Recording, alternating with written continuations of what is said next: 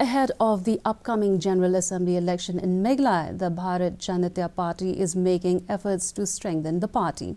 In Ribhoi district, the party is trying to gain momentum by inducting the former chief executive member of the Khasi Hills Autonomous District Council, Cleophas Syiem, along with his supporters in the BJP in a program held in Nongpor.